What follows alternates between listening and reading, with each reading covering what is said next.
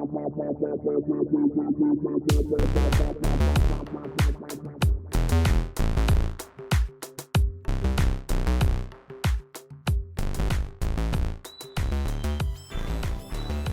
to you from the dining room table at East Barbary Lane, welcome to the first official episode of Full Circle, a weekly podcast where we squeeze a few headlines through our decidedly queer lenses and see what happens. This episode is brought to you by Decanted Jug Wine and the tenacity of exhausted queers with a lot to say. I am your host, Charles Tyson Jr. And I am Martha Madrigal. In this week's episode, we talk about Good Black News, the first black woman ever to be nominated. Oh my goodness, oh my goodness. A lively discussion on performative solidarity on social media. Is it virtue signaling? Maybe, for some. Maybe. Is it performative? Maybe. Bullshit in Texas. And so this is like this last ditch little temper tantrum. And I expect it to fail too. Bullshit in Florida, an amendment to the bullshit bill that would force teachers to out their students. Yeah, because that's helpful and useful. And the winners of the SAG-AFTRA Awards. You hate him at first and you're not sure if you're going to like it, but then it gets really good. I don't want to have to endure Stockholm Syndrome to enjoy a show. Welcome to the Full Circle table.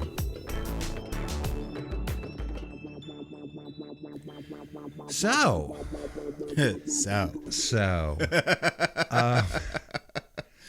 we've been recording a lot. We've spent an entire week and some change reviewing. Well, right. So the idea to have a podcast has existed for a while, and as the heat of the dumpster fire gets even warmer, it seems like the time to start it. So we recorded 5 times before the 5th episode was one we were comfortable enough to share with some close friends, get a little bit of feedback just as to format and flow. And so we'll make that episode available the same day we make this episode available, which should be tomorrow, Tuesday, March the 1st. Yes. So March 1st will be our birthday. another birthday. Send cash in lieu of gifts. Right. Yeah, there's a Patreon button somewhere. If you got this far, please, feel free to use it. The dog is on really expensive food. Well, anyway, why don't we get into the news? And let's start with some good news, please. Hallelujah. Well, it's the last day of Black History Month. It is. And shortest, coldest month of the year. Exactly. So what better time than to talk about President Joe Biden, who nominated Ketanji Brown Jackson for the Supreme Court, the first black woman ever to be nominated. Oh my goodness. Oh my goodness.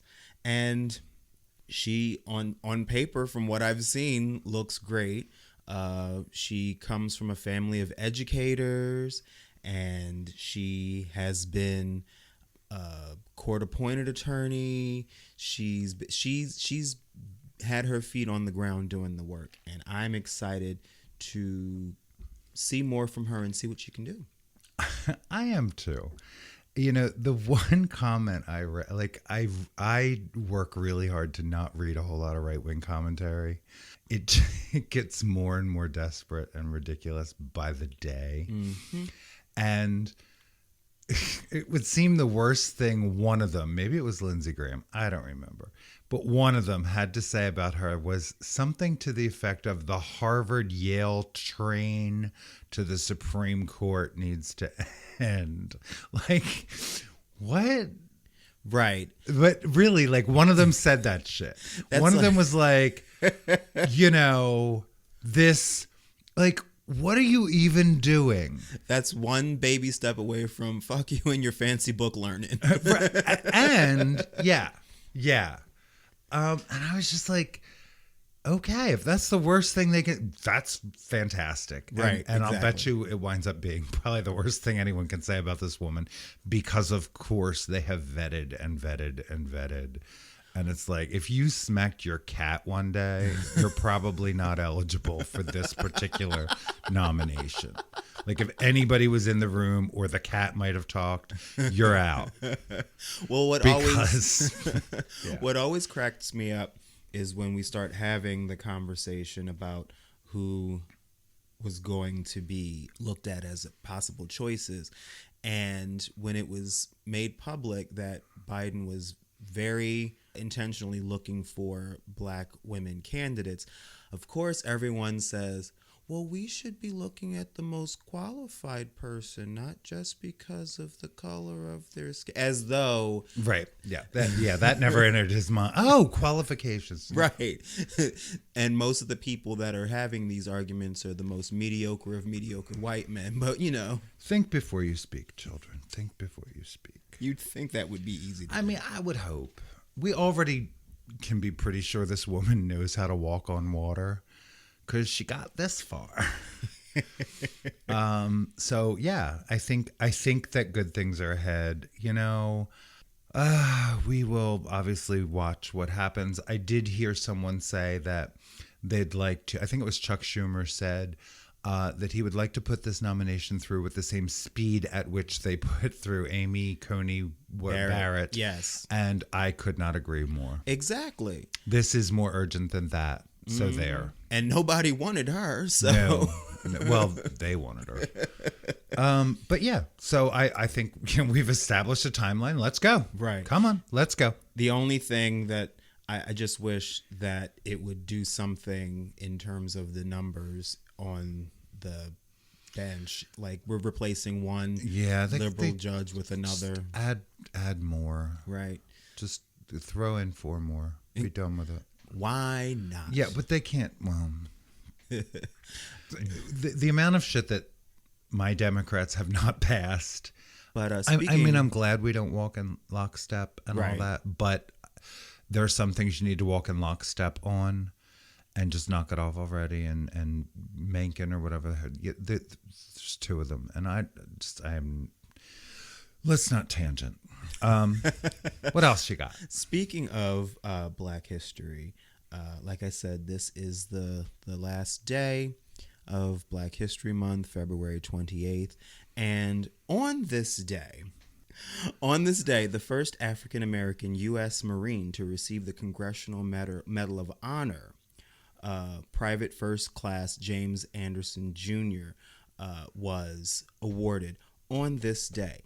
And he was apparently a formidable soldier. He died on February 28th, 1967, due to basically he took one for his troops. He threw himself on a landmine to sacrifice himself for the good of his troops. That he was awarded the Congressional Medal of Honor and was the first. In what year? 1967. Okay. Yes. And that was our Black History fact for the day. That he was recognized. That he was recognized, yes. Okay. So we really do record in our home. And Charles, I'm just going to point behind you. Well, she just stepped down. So while Charles lets the cat in, I'm going to explain that we have one cat who likes the outdoors a little bit more than the other one. And they don't go outside for long, and they eat here and they use their litter box. And so they're not feral. But they come to the front window and jump up on the windowsill outside to let us know it's time to let them in. And they stare until we go to the door. And I think it's just until they figure out how the doorbell works. But see, we did that without a pause. Now Rosie is safely indoors. Yay. And we can continue with our good news track. One more Black History in the moment. Kia LaBeija, who is the overall mother of the House of LaBeija, for those of you who are not familiar with ballroom culture, the House of LaBeija are the OGs. They are amazing. And Kia LaBeija, who has in her own life been an HIV activist, ballroom legend. She is also an interdisciplinary artist, and she is currently enjoying her first museum solo exhibition of her art. She works with photography and film and performance art, and she is having an exhibition entitled Prepare My Heart at Fotografiska New York. And it has been pretty well received so far. And I think that's amazing when we branch out and express ourselves in different ways than what is expected of us. And we do a good job and we are recognized for it. So that's Black History Moment and a Queer History Moment, all wrapped up in one. Snap, snap, snap. You know, I was just reading a New York Times opinion piece on critical race theory. I'm sorry, it's not a thing to laugh at, but the Republican crusade against critical race theory, which is something they don't understand. They don't understand the context of, but they know it's bad. CBS did a poll on race and education. Okay. And, very recently conducted. When asked if teaching about race in America makes students understand what others went through, 68% of Americans said yeah. Uh-huh. When asked if this teaching makes students feel guilty about past generations, only 23% agreed about the guilt. And just 16% of respondents said teaching about race makes current students less racially tolerant. So, when asked if books should ever be banned for discussing race or depicting, say, slavery, 87% of Americans said no. Good. Yeah. So who the fuck is burning the books, right? It's not a majority. Right. And always bear in mind, that these are really small, angry people in fairly small numbers. You have to, or you will go insane. I was going to say, it's almost like this outrage is manufactured. Yeah, a similar large percentage said no when asked if books should be banned for criticizing U.S. history or sharing political ideas you disagree with. And 58% of Americans, including 52% of white Americans, said that racism is a major problem in America today. So water is still wet. It's true. It's true. I just checked. For 58% of Americans. Right. And it's a lot of times like what people think of when people talk about critical race theory, a lot of times what they were told that it is nothing like what it actually is. It has nothing to do with trying to make little children feel bad about being white, which is what the big outcry always is. Right. And the survey goes on to note most Americans, 65%, have heard either a little or nothing about critical race theory. And among those with an opinion on the matter, 49% hold a very or somewhat favorable view versus 51% with a very or somewhat unfavorable view. It would seem that, Republicans aren't getting where they want to go. I am going to say, I am quoting from and paraphrasing Jamel Bowie, I believe is how it's pronounced, who wrote this opinion piece in the New York Times. But, he is referencing a CBS poll that was done on race. So, I'm reading through an opinion piece that links back to the actual research. This is his takeaway is, this is a culture war that can be won. As long as we're willing to fight it. It's yet another thing. They throw things against the wall and see if they stick. It's what they've done with transgender youth and transgender, particularly women in sports. You know, they just they can create a boogeyman out of almost nothing, and if it gains traction, they run like hell and make money. So yeah, true. so you know, the numbers on critical race theory are not in their favor, and good. Hallelujah. Yeah, good. It was worth noting. You know, I'm just gonna put this up front because I keep saying each time we read yet another story of yet another state legislature attacking trans children with their fetish their fetish with what's in children's underpants, which is just creepy. You know, I keep saying, good thing that there's nothing else for them to think about. Exactly. Good thing, you know, kids don't have active shooter training in the classroom anymore. Good thing that's nothing we ever have to think about anymore. You know, it's a good thing that all we have to worry about is demonizing trans children and their families, huh? Exactly. They should be deeply ashamed. And I don't, you know, I hate the concept of shame, but they really should. No, they But- they earned that. But here's what's fun. Remington has agreed to, I believe it's a $73 million settlement with the families of the Sandy Hook school shooting victims. This is huge. Remington the gun maker. Remington the gun maker. Wow. You know, there are still laws that say we can't hold them accountable, but this is a holding the manufacturers accountable situation that resulted in a large settlement, and I think it's just the first. And good. Good. Let them get mad about that, and you know, go spend your time worrying about guns, as you do anyway. The best part is it sets Leave a us precedent. alone. It does set a precedent. It has now happened.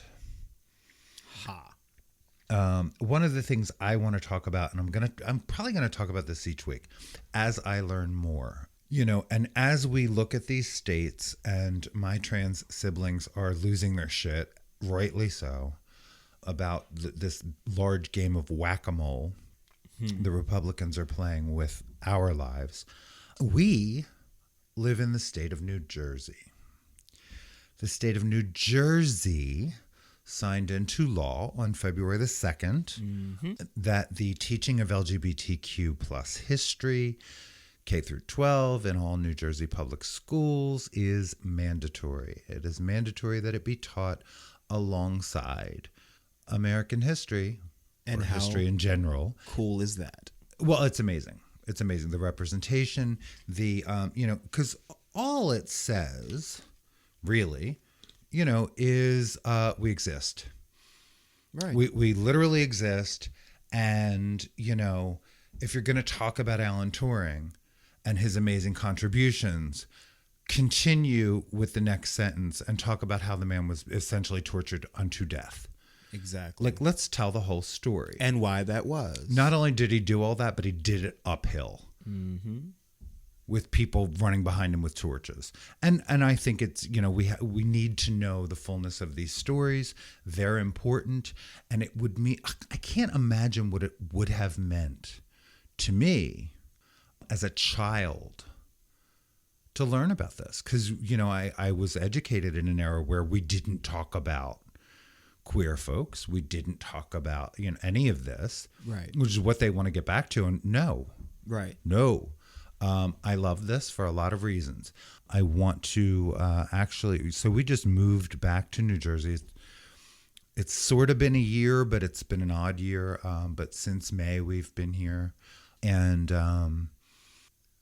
I've returned to the scene of the crime. It's, you know, one of the reasons we called this podcast Full Circle is because I certainly have come full circle back to where I was born, back to where I was raised, back to the glorious femme child I was before the world got a hold of, like, just all of it. And, you know, that and the friend who said, you two have both been so individually queer, you seem to have arrived back as a heterosexual couple. And I'm like, loosely. Right. Yeah. In the most technical of in a terms, really I guess queer that's sense of the right. word. Yeah, sure. But, so we've come full circle. Plus, I just like the way it sounds. But, you know, what would that have meant? And so we are in this unique position back in the school district where my education was interrupted, and we're taxpayers who can raise our hands and ask questions, in a friendly manner. But I do want to find out how this is going to play out. But I want to know as much as I can first. So I know that there were pilot programs, one in Haddon Heights, New Jersey, which is South Jersey, and one, I'm going to forget where, maybe it was Englewood Cliffs, but in North Jersey. So, how those came to be, there are teachers involved, of course. There is a state legislator who obviously sponsored the bill initially, and an amazing Central New Jersey organization who really has run point on it. So there's a lot for me to read and to learn, and folks I want to reach out to and talk with. But I'm going to bring this up frequently because it really does affect us, and because, I always want to focus on, as we look at whatever chicanery is happening today, I want to look at the good stuff that's happening too, right? Because it's also happening alongside of it, and obviously the truth is we have a blue state legislature, which is why New Jersey and California are the only two states to have this law. Right. But, this is a critical time because it's going to be an example for other places. And, hopefully we bring this, we as a nation, bring this kind of legislation to the fore, find out no one dies from it. People actually live because of it and benefit from it. And, we can eventually steer the conversation by seeing that these laws can be really helpful as opposed to the bullshit laws that are being proposed around this nation. Indeed. By Republicans. Well, what intrigues me about this is what that means is that you can have discussions about James Baldwin and Audre Lorde and Lorraine Hansberry and Alice Walker, and they are no longer just brought up for Black history. They are now, if you teach them as part of LGBTQ history, and that is under the umbrella of just teaching history, then maybe we don't need to only talk about Black figures at all just during February. Wouldn't that be amazing? And I really do. In the fullness of time, I hope that is where we get, because this is our collective history. Exactly. That's all we're talking about. And always has But been. much of it was excluded or rewritten. And, some folks are pissed about that. Rightly so. Because, and when I say that, I mean adults who find out this shit as adults. Oh, yeah. Like, you were how many years old before you ever heard about Tulsa?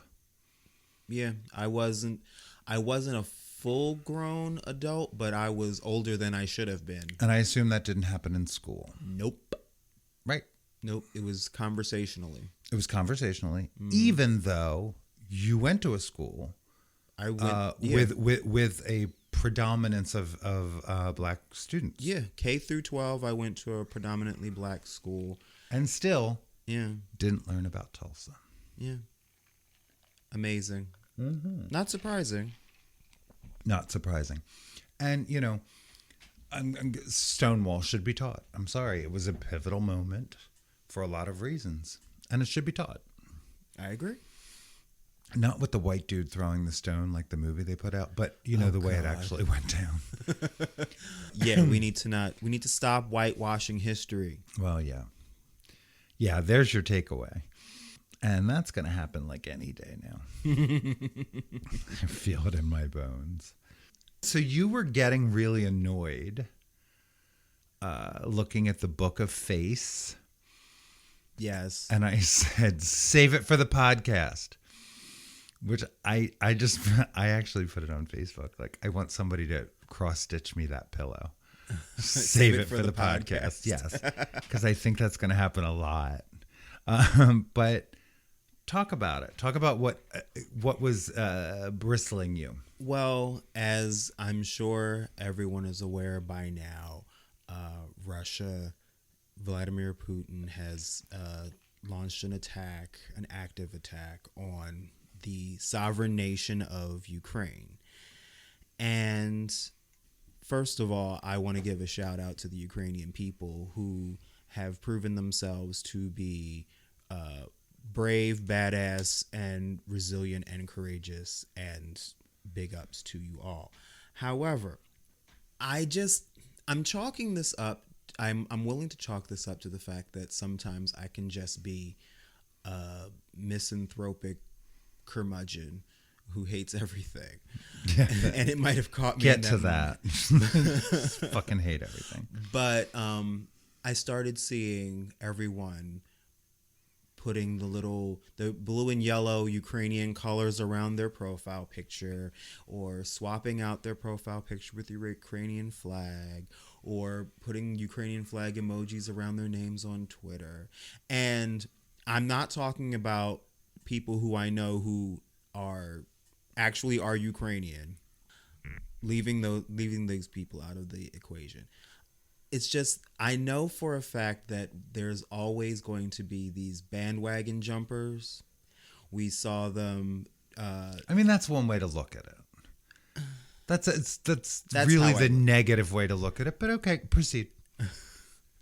Bandwagon jumpers. Well, It's not maybe a useful term, but I say that to mean only that, and I'm not even saying that this is necessarily the case, but it has been the case repeatedly in the past, where folks are quick to publicly perform solidarity on social media until the next big thing happens, and then oops, what happened to that? Everyone had changed their name or included Black Lives Matter into their name on Twitter. That's gone. Everyone had Stop Asian Hate in parentheses next to their name. That's gone. And now it's the Ukrainian flag. I don't want to like yuck anyone's yum and shit in anyone's cereal that are actually trying mine.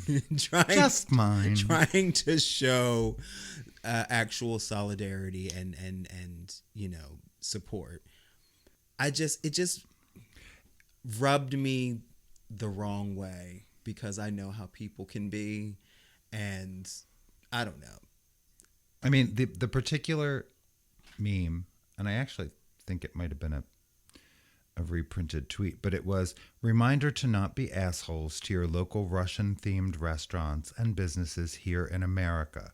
The 50-year-old grandmother, I beg your pardon, who sells pierogi did not invade Ukraine. And that's Right. that was the initial thing that got you going.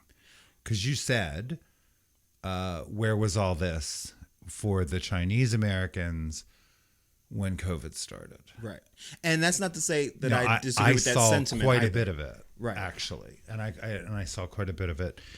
We lived at the time, at least in a neighborhood that bordered a community that has a larger Chinese population than Chinatown, and in Philadelphia.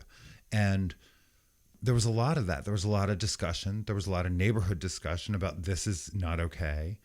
And I Right. did see a lot of people having that conversation. putting up we tend to go from crisis to crisis to crisis in this world.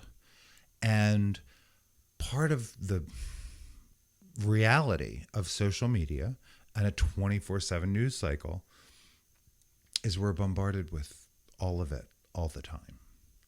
So, occasionally something is so heinous or unsettling, it bubbles to the top. So, for a lot of people, it's not the only thing they did. It's one thing they did, and is it virtue signaling? Maybe for some, maybe.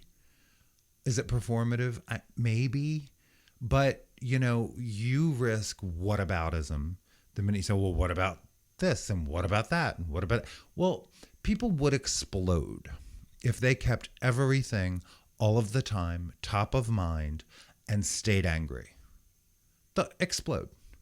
Fair enough. We can do more than one thing at once. We can care about more than one thing at once. I think a lot of it is we feel powerless. And, one of the things I reminded you in writing as I sent the notes, you know, we didn't know how to respond to the Pulse massacre. It was just so incredible to even think about. It was heart-wrenching. And, you know, the moment someone said, there's a vigil at City Hall, we went. Right. We just went. We went to City Hall to just be among other people who were feeling what we were feeling. You know, we also put the frames around our profile pictures, you know, I stand with Pulse or whatever it said, because we really did, you know, but there's still a gun problem in America. Mm-hmm. You know, it still exists. Nothing really measurable came out of that. It's one of the things, you know, as Florida fucks around with this Don't Say Gay bill, they keep saying, well, no. It's not like they won't be able to talk about Pulse. Well, honey, why do we need this legislation at all? Okay. If you know, children are going to be able to talk about their LGBT families, which actually your law is so loosely written, that's in question. And, oh, no, they can talk about Pulse. Well, can they? I mean, they can, but not K through 3. But then this doesn't, it's a very unclear law. And what it's supposedly, you know, in support of parents and parents' rights. I mean, we've heard this song before. They called it states' rights and they meant slavery. Yep. This has shit to do with parents' rights and everything to do with taking a crap on the LGBT community, because that is the current game. But I lost my own train of thought. See, I get myself so upset. So if they're going to be allowed to talk about Pulse, which happened in their state, and they're going to be allowed to talk about their own actual families, even if they happen to be K through 3, you know, that's cute. But this is not going to stop the parents who want to stir up shit from filing suit against the school districts where maybe, you know, little Julie or Angelo or who the fuck ever came home and said, what's gay? Right. Because some kid just said, you know, my dad's took me for ice cream yesterday and it was awesome. And they say, don't you have a mommy? Well, no, I have 2 dads. My dads are gay. And that simple and innocuous could, you know, clog up a court because a parent gets upset. Right. Could happen. This law opens a door for that. And so my bigger question is, why the fuck do we need it? What is not happening currently that you feel has to be legislated here? And, you know, why don't you just get to what it's really about? You know, just say it. Well, all that to say, I guess it boils down to... So I'm sorry, that was a little bit of a tangent. A little bit. It boils down to, I guess, I don't know what to do. I just knew putting yellow and blue on my Facebook wasn't it. Okay. Okay. But I have been sharing everything I could come across that was coming from Ukrainian voices.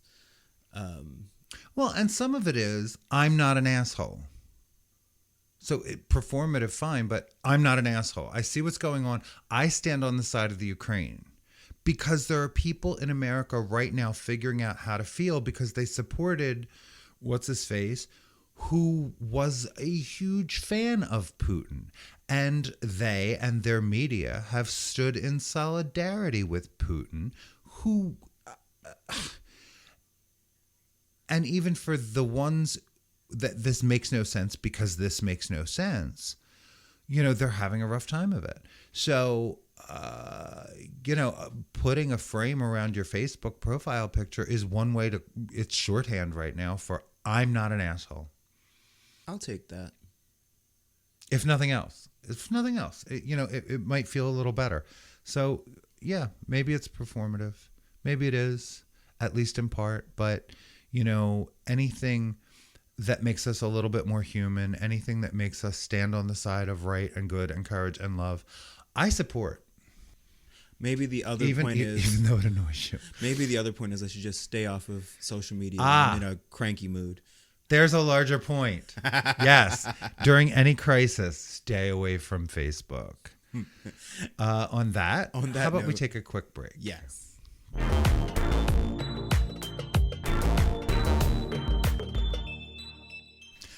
And we're back. We're back. Last week there was so much to keep up with. We're gonna talk about news here. Sometimes one story, sometimes as many as we can stick in. But one of the notions I have in my head about Full Circle is looking at a story and trying to find the bright side, trying to leave a little bit of room for hope, or at least facts. So, the governor of Texas, in response to a temper tantrum that the attorney general in Texas had, wrote this ridiculous letter that he signed, I guess, basically as an executive order, essentially saying that, trans healthcare for children, healthcare for trans children, however you want to phrase this, is child abuse. And there should be mandatory reporting for any parents who subject their children to life-saving and life-affirming care. It's all a whole lot of bullshit. Thursday evening, so I participate from time to time with a local trans support group. It's a peer support group. It's wonderful. It's run by one of my dear friends. And it's been a Zoom call, through the pandemic, which makes it super easy. Anyway, I had not read the news on Thursday when I dialed in. And the number of folks who were just so devastated by this was, it really took me. And I spoke a little bit, and I just, I did a really brief little bit of research about what I know, because one of the things we have to bear in mind to stay sane is that 98% of the bullshit legislation that they've tried to pass in Texas has failed. Right. Completely. And so this is like this last ditch little temper tantrum. And I expect it to fail too. It's ridiculous on its face. It's nonsensical. The ACLU is on the job. Lambda Law is on the job. True that. We've got the minds in place in Texas as they have been fighting this. I expect them to be victorious. So it is upsetting, right, that it's happening at all. That it's even up for a discussion. And it's devastating, to families of trans children and the trans children themselves, just to hear this constant barrage that we're living through right now. I wrote a piece about this. I am searchable on medium.com. Martha Madrigal, I try to write an essay really once every weekday. Mm-hmm. And I did write a piece about the governor of Texas having lost his mind. But, the immediate response is kind of heartening. There are already DAs in Texas refusing to uphold this order, refusing to prosecute it, refusing to participate at all. Give it any and you're going to whatsoever. see a lot of that. We're not giving this bullshit oxygen because it is political bullshit, period, full stop. This is just you attacking little kids. In the long run, it's my hope that because they keep targeting children, fucking parents and grandparents across this country are going to wake up and say, you know what? And they're going to figure out, if I had a trans child in my life, I would do exactly what these parents are doing. And I would go to the experts and I would listen to my kid. And that's really the crux of this. These parents listened to their children when their children told them who they were. I would have loved for one of the adults in my life 50 odd years ago, when I said similar things about my own gender, I see you, I hear you, I'm with you. That's not at all what happened. They beat the shit out of me. But these parents are heroes. These parents, this is the opposite of child abuse. Child abuse is what this governor is imposing, or attempting to impose. He's trying to legislate loving your children. So, with all this asshattery in Texas, there are more than 50 openly LGBTQ plus candidates running for public office in Texas this year. Woohoo! That is nearly double the amount from 2020. Work. There were 28 openly queer candidates in 2020 on the ballot. There are more than 50 now. And folks, this is, if you have political inclination, if you have, the acumen and the stomach for it, and you've ever considered running for office, it's never been, I'm not going to call it easy, but it's never been easier. There are organizations that are looking for you, looking to meet you, hear what you have to say, and help you to get on the ballot and help to, raise our voices and change the dialogue. And, in some places it's slower than others. I am grateful. We are in New Jersey, where I want to help support what's already happening so that, as red turns to purple, turns to blue, or we find Republicans find their mind and start supporting, legitimate, smart legislation that That's supports really these all we kids. want. Yeah, we just want to keep them alive, actually. I did, look up, just to mention it really briefly, the Trevor Project does an annual survey. There's either 3 or 4 of them now. The last is the 2021 National Survey on LGBTQ youth mental health. It is capturing the experience of nearly 35,000 of our youth ages 13 to 24 across the U.S. It's a diverse sampling of kids. Key findings: 42% of our youth seriously considered attempting suicide in the past year. More than half of trans and non-binary youth have seriously considered attempting suicide. 94% of LGBTQ youth report that recent politics negatively impacts their mental health. These kids are hearing this shit. They're absorbing this shit. We bear a responsibility. We're the generation, and the one before me, we're the ones that said it was safe to come out. We're the ones that encouraged, if they know us, they can't hate us as much. That was the thing. And so, we really have done a lot collectively and certainly individually, to make it safer, to make it the norm. We got to back that shit up. We do. We have to look at this and back it up. So, with each fight, like I said, it is whack-a-mole, and I'm so thankful for the organizations who have taken this on as their charge and their job. Just a couple more things. 70% of them have stated that their mental health was poor most of the time during COVID. Not a surprise there. Nope. I can relate. 48% want counseling from a professional, but were unable to receive it, etc. The point is, half of LGBTQ youth of color reported discrimination based on their race in the past year, including 67% of Black LGBTQ youth and 60% of Asian youth. So, yes, we know racism is still a thing coming at us and from, within our own communities. Lord knows. Yeah, but we do, there are things that we do know. We do know that when we respect a child's pronouns, the numbers get way better. Right. When, they have someone at home who affirms them, things get way better. When there's anyone at all to connect with in school and any level of safety that they feel is in play, our numbers get way better. And that is the point to this work. It didn't come out of the blue. It has nothing to do with recruiting. You cannot indoctrinate gender, for Christ's sake, or Exactly. orientation. And that argument is so tired. Tell me about it. So, again, running for office, good. Write op-eds. Be heard. Be seen. Go to school board meetings, please.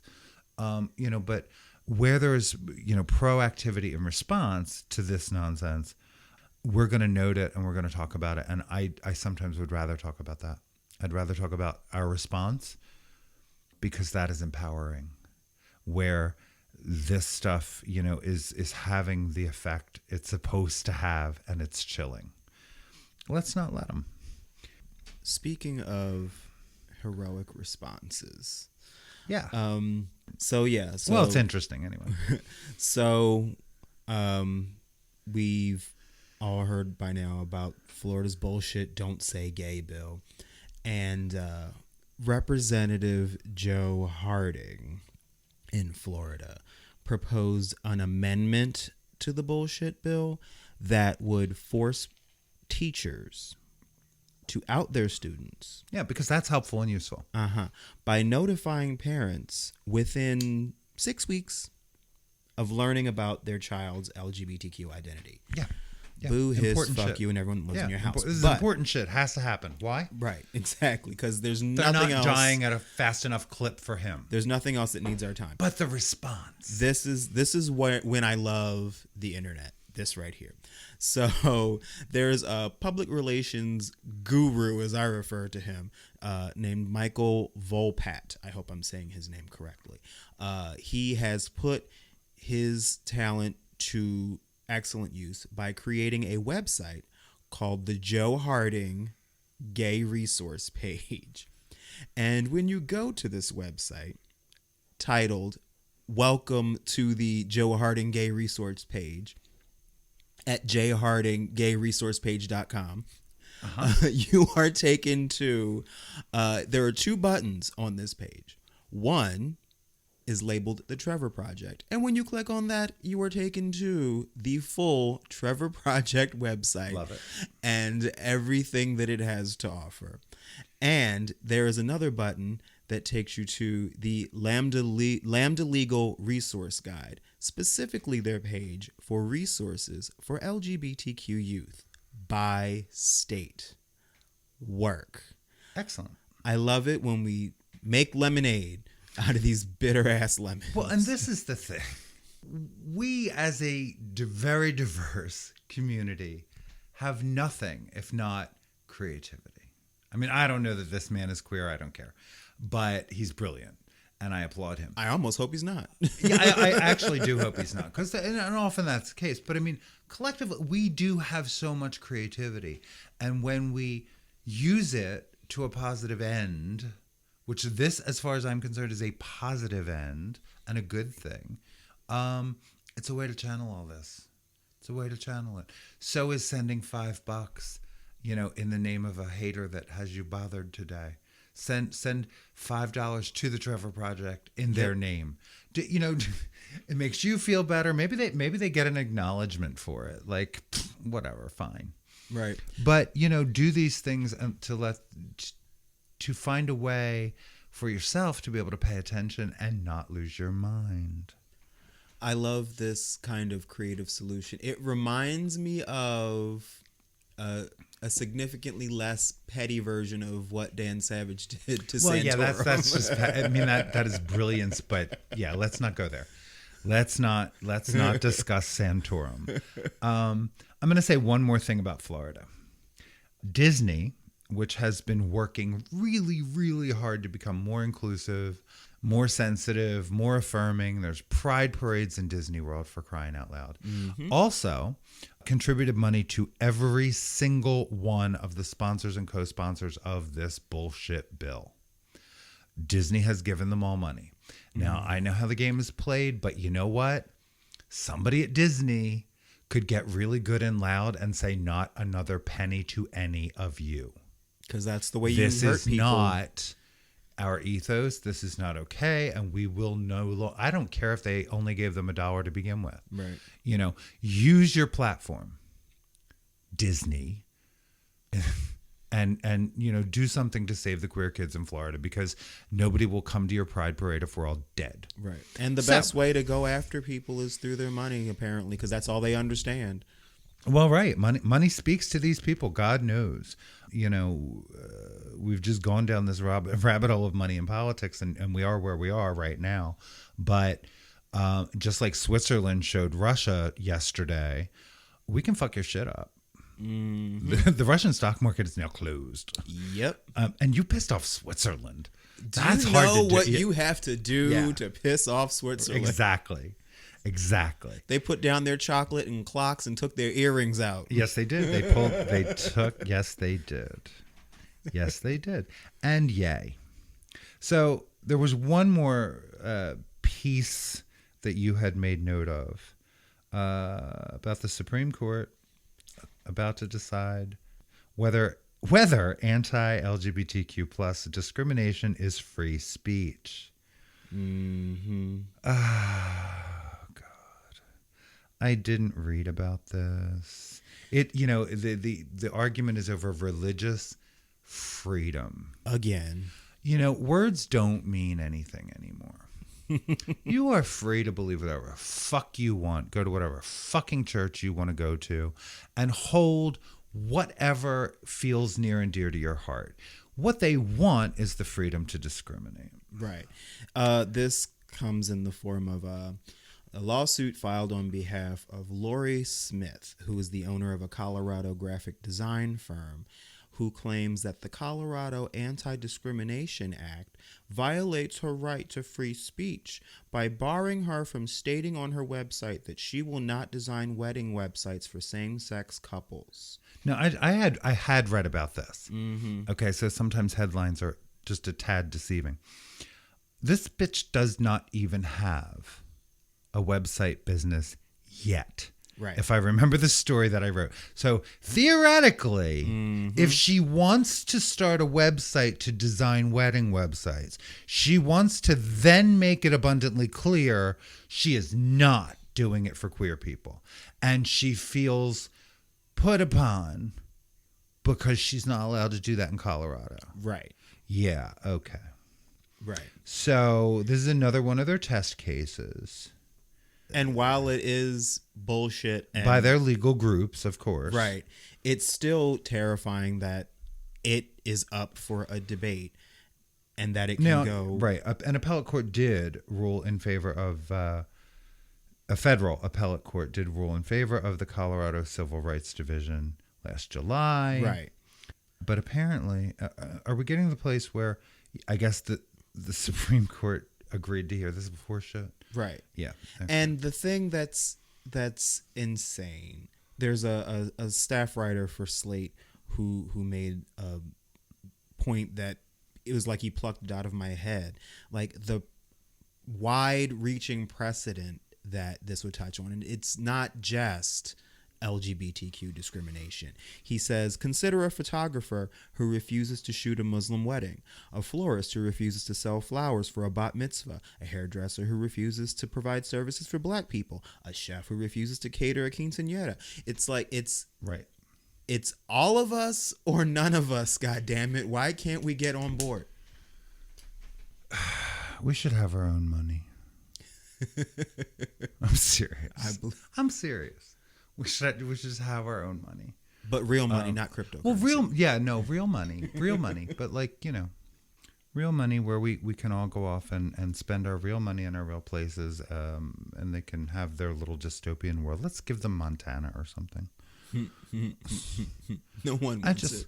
Well, no offense to Montana, but this carve off Texas. Except there are plenty of Texans I love. I'm conflicted. But and there are people in something's got to give, or we could return to sanity. I take that back. If the Supreme Court holds up, the Constitution and precedent, right? She loses. Exactly. She loses because free speech and religious freedom don't trump civil rights. They're not a license to discriminate in this nation, and they shouldn't be. Don't say so. Trump. I guess the question is whether or not this court will contort itself right to make this nonsense okay. So that's where it stands. But yeah, be aware. It's all a hypothetical. Right. Going to the Supreme Court. None of it's real. None of it is happening. She doesn't even have a business that does this. She's just thinking about one. She just wants to make sure. And again, apparently the Supreme Court of the United States has nothing better to do. Thank you. Yeah. Yeah. And the first black woman might have to sit through this bullshit. Right. When you look at the list of marginalized people they've run through, they're running out of things to throw. They really are. They're running out of people to tell us to hate. And I will maintain until proven otherwise, I guess, I will maintain that the majority of people in this country, the majority of rank and file walking around saying, hey, people in this country understand that this is all bullshit. They do. Because religious freedom to them means they can walk into whatever church they want to or not want to. Right. They can support it financially or not. No one is stopping them in any way from whatever religion or non-religion they want. Most people know that. Right. And most people know that this is not okay. The reason that they're going after trans people is because there are so few of us. As a percentage of the population, we are quite rare. We are quite rare. And precious. And precious. That word has connotations too. We are quite rare and worthy of cherish. And that part. And that's something they realized they could use. Like, hey, most people have never even actually met a trans person. That they know of. So, yeah, it's easy to stir up fear. And suddenly they care about women's sports. How about that? Right. Yeah. I mean, and it's if you don't laugh, you'll cry. And you will hear this kind of shit every week, but we're going to try to bring it back around with some balance and leaving you know that we love you and we want you to keep going so that you can join us next week for our chicanery. After this break, we're gonna lighten things up and talk about the SAG-AFTRA Awards that just happened last night. We'll be right back.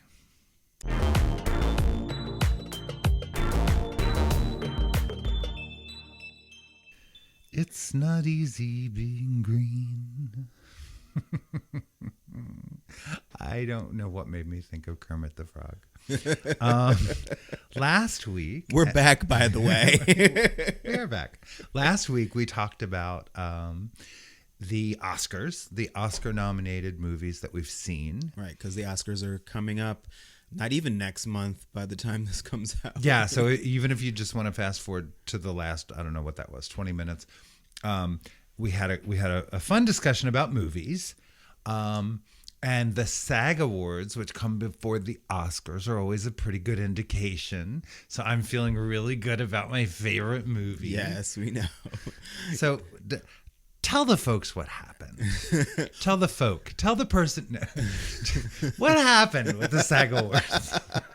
Well, let me start with your big hooray. The CODA won the award for Best Film Ensemble, which is the SAG-AFTRA version of Best Picture. Best movie I have seen in 5 years. Mm-hmm. Best fucking movie I have seen in 5 years. I love it. I love it. I love it. Do you love it? I love it. I love this little film. I do. Everything about it. It's so endearing without being precious. Right. I laughed, I cried, it became a part of me. The world's better than Cats. It is everything I want in a movie. It's just the way I want to feel and everything we've sat down to watch, like lately, I've been even more cranky about than normal. It's true. Like we've seen a lot of movies. We'll talk about that next week. We've seen a lot of movies that I can't get through 15 minutes of. And apparently I am influencing you because you're saying the same thing. And usually you will give it more time. Well, I'm going to go back and give a couple of them a little bit more time. I tend to give queer films more time than you're willing to, just because. And that's true. Right. Well, you'll watch anything with dick in it. Well, that's true too. Yeah, which usually means that it was made with $15 and maybe a ride home. Right, $7 of that went for parking. And there was pizza. But anyway, on to good movies. Movies that won. Moving on to the SAG Awards. So, outstanding performance by a female actor in a leading role. Jessica Chastain won for The Eyes of Tammy Faye, which we saw. We did see. And it was pretty good. I'm quite familiar with Tammy Faye Baker. Yes, I remember the saga happening in real life. Right. Well, and I had a family member who was a huge PTL Riverdale fan. So, yeah. Right. That one felt really close to home, and she did a good job. Will Smith won Outstanding Performance by a Male Actor in a Leading Role for King Richard. I want to see that now. Right. I didn't know what it was about. I thought it was another like King movie, and I was like, ugh. Right. No, he plays Venus and Serena Williams' father, and Right. pushing them into and guiding them forward into greatness as he did. Yeah, it probably felt like pushing a lot of the time. Ariana DeBose won Outstanding Performance by a Female Actor in a Supporting Role for her part as Anita in West Side Story. And this is so exciting because...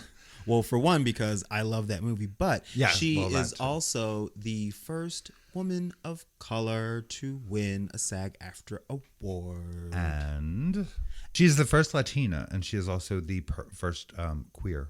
She queer, and she won. And Troy Kotsur Yay. won Outstanding Performance by a Male Actor in a Supporting Role for Coda. First deaf actor Yes. to win said award. And he is responsible for one of my ugly cries upon Deserved. first viewing. So deserved. So- Oh my God. And Outstanding Performance by an Ensemble in a Drama Series is the cast of Succession, which you are obsessed with. Well, obsessed is a strong word. I hate them all equally. You watched every single episode. I count did that as watch obsessed. I did. I watched it, I did. There's not a character I can say I like because they're all pretty equally sleazy. It was flawed. It was my version of Real Housewives. How's that? Because I'll never watch that shit. But I did watch Succession. Outstanding Performance by an Ensemble in a Comedy Series went to Ted Lasso, which neither of us have seen. No. And this is why. Every single person who has seen this show and enjoyed it said the exact same thing to me.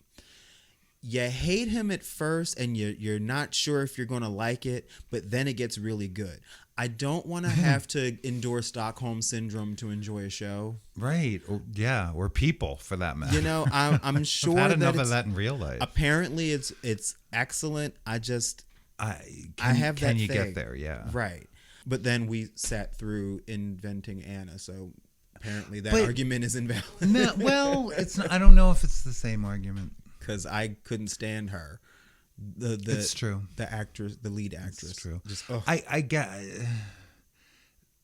It looks like something dumb and male and white guy, and that's why I haven't bothered. I'm probably going to end up seeing it. But these next two awards. Well, you'll let me know. Right. These next two awards actually made me very, very happy, even though I have not seen the series. Outstanding Performance by a Male Actor in a Drama Series went to Lee Jung-jae for Squid Game. And Outstanding Performance by a Female Actor in a Drama, Jung Ho-yeon, also Squid Game. I love that happened. Sure. They both, from the clips that I saw, because like I said, I've never seen it. I'm not sure I'm gonna, because I know for a fact that show takes a lot out of you. But from what I've seen, they put in the work and they deserved their awards. And I love whenever a person winning a prestigious award needs an interpreter, it just makes my little heart sing. That's just me. Jason Sudeikis won Outstanding Performance by a Male Actor in a Comedy Series for Ted Lasso. What would we do with the SAG-AFTRA awards if we eliminated gender? Oh wait, Adele will tell us. Shade. Continue. Here's another one that made me very happy. Outstanding Performance by a Female Actor in a Comedy Series, Jean Smart for Hacks. I'm so excited about that. I love that show. It was so good. I love her performance. She's funny. Right. That's the thing. When you're doing a show about a stand-up comic, They it should really be helps funny. when the comic is legit funny. Right. So here's the thing. We know a couple of comics who are women, and not one yet in that small group likes Mrs. Maisel. And the reason they don't like, they're like, she's not funny. They get lost trying to watch the show. You know, as fun as it is to watch, and you know the continuity and all that, you know, the old school phones and clothes and all that. It's just like, but she's not funny. Which I disagree, because you watch the whole thing. I'm talking about the women comics who don't watch it for that reason, because each time they've tried, right? Because everybody has told them they have to. They're like, I hear you, but love Hacks, right? For the same reason I'm telling you I love Hawks. She's only actually seen- funny. I believe she's a comedian. I believe she's a Right. comedian who could make money at her craft. I've only seen a couple of episodes of Mrs. Maisel, and she was made me fine. laugh. It was fun. Maybe I was lucky in the 2 or 3 that I saw. Yeah, I didn't hate the show. I didn't. But then again, like, it was kind of like watching Mad Men, you know, because you're watching an era and you're looking at the clothes and the Moors and the Right. But I didn't roll. But Jean Smart, her character's funny. Yeah, that's true. Yeah, I mean, even though I it's like laughed she at was- Mrs. Maisel, Jean Smart and Hacks definitely, to me. Yeah, it's like she was born to play this role. Yes. It really is. Yes. And she's just such a Jean Smart portrays a broad. And I love that word. I always had, like, because it means a particular kind of woman who just, you know, has seen it all, done most of it, and she's tired of everybody. And, you know, she kind of knows who she is. And that's, Jean Smart just does a good job. I agree. Good job. All right, real quick. There's only a few more. Michael Keaton won for outstanding performance by a male actor in a television movie or limited series for Dope Sick. Yes, and I wondered if he was drunk, high, or both when he gave his speech. But continue. I may or may not have fast forwarded through his speech. Yeah, I after a would have point, too. 'cause- Yeah, I wish I could have. And was I love watching it Michael live. Keaton, but that was a bit Yeah, much for me. I was just like, what the fuck? You know, like, it was endearing at the end, but it was just like I didn't know where he was going. Exactly. And he really took the long way around. Kate Winslet won outstanding performance by a female actor in a television movie or limited series for Mayor of Easttown. Again, I'll give it to her. yeah, I definitely And believe. I'm not even a huge Kate Winslet fan, but Which I will never understand. I don't know. I love Kate Winslet. I am always broken. have. We don't have to go into that again. But I really I loved her character. I loved the portrayal. I love that it was Delco. Right. And they tried. They tried real They hard with really that tried accent. to get the accent. It's a thing, you know, you either have or you don't. Right. I think. Like, if you're born into it, try to get rid of it. Right. But if you're trying to mimic it, good luck. But they mostly did okay with the accent, but I loved the series. I did. I agree. Yeah. And the last two are I'm going to lean into because we have friends who are in the stunt actor industry. We do. Outstanding, Bendy people. They're bendy people. bendy people. Yeah. Outstanding action performance by a stunt ensemble in a motion picture. No Time to Die. 007. Yeah, I've seen exactly one 007 movie in my lifetime. Huh. And I have nothing bad to say. It's just I never felt compelled to watch the other 392. Okay. And outstanding action performance by a stunt ensemble in a comedy or drama series. Once again, Squid Game. Squid Game got all the things, well, most of the things. That's great. And good for them. I'm. Is that a thing I'll ever watch? No, that is not a you thing. Okay. That's not a Martha show. Why? It's a little dystopian. Oh. And it's about people who enter a contest to eliminate their crushing debt, and if you lose, you die. Great. Yeah, so that's not a you show. No. It's right up my alley. No. But even I'm like, I don't know if I want to let that If in. that is how you chill, more power to you. But I have enough trouble with the reality of our dystopian existence. So yeah, I'll pass. But good for them. It just made me Yay, happy them. that a lot of the things that we've no. been watching over the past year are actually quality enough to be nominated for things. I know, right? Because I made you watch Free Guy the other day. And Well, no, you made me watch the first 10 minutes of Free Guy, Right. then you turned it off. Right. I'm still apologetic about that. We're going to save that for our next episode, where we review the first 10 minutes of several films we just couldn't fucking sit through. That, you know what? That should be a weekly thing because we've got 25 movies we start and just go, oh, hell no. And, Every week, probably. I have We rarely watch it through. I have a degree in modern dance, which means I have sat through a lot of esoteric nonsense in true. my life. So I have a very strong and long attention span. Like I told you So about pretty. I told you Sure about you do. I do. I told you about the piece that I saw. Where the performing arts is concerned, you do. Yes, exactly. I saw a piece called Tree once, and the performer, she had two green sticks, one in each hand, and she started off with her hands by her side with the sticks, and then she brought the sticks up in front of her, and then she brought her arms to the side with the sticks, and then she dropped the sticks, and that was it. And it took 20 minutes, and I was perfectly engaged the entire time. So that was like the Four Seasons. Exactly. But I couldn't make it through 10 minutes of Free Guy. So hey. God bless performance artists. I love them. But I can't always sit with them. Exactly. Oh my. So I think we've talked long enough for this week. Lord knows. We will be back each week. Once you bring up Free Guy, it's time to go. Yeah, it's time to go. And I love Ryan Reynolds, but not in that, or at least not in the 10 minutes I saw. God bless him. I am Martha Madrigal. And I am Charles Tyson Jr. And we thank both of you for listening.